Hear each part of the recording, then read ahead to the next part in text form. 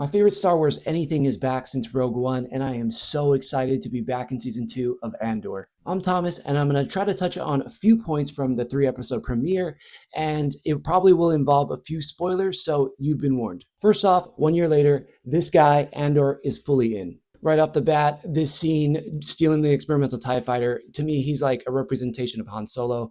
And I just kind of love how he's smooth and badass and knows everything, but also not everything just works for him. We are back with Mon Mothma and Tay Coleman on her home planet of Chandrila, and we are catching back up with them at her daughter's wedding, which she promised to the gangster last season. If this dude shows up unexpectedly, you're probably in for an unpleasant surprise, and Luthen being here kind of adds tension behind the scenes of Mon Mothma's daughter's wedding.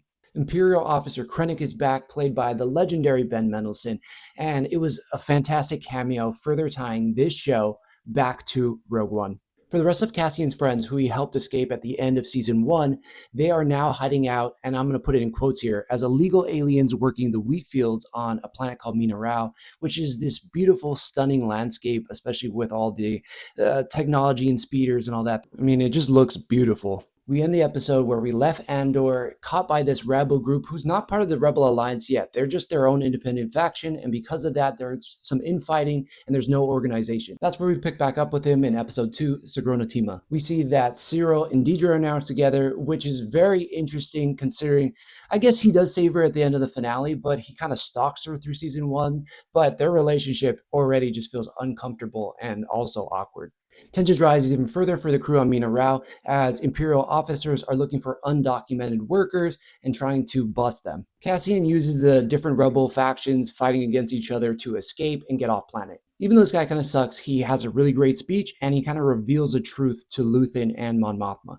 Cyril's mom comes to visit him, and it's just terrible. It really makes for an awkward situation, and Deidre stands up for him, which was pretty cool. Luthen puts the pressure on Mon Mothma to figure out what Tay is going to do, and basically puts one of the coldest lines ever in Star Wars.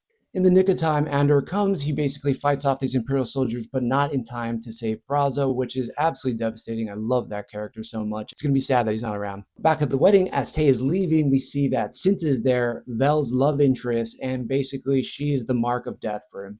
Now, there's so much more to talk about with this show because of all 3 episodes. And as much as I want to say it's a slow burn, I feel like the action and the intensity is so much greater than it was at the start of last season. I think they're absolutely killing it. The writing is fantastic, not just for Star Wars, but I think for any show.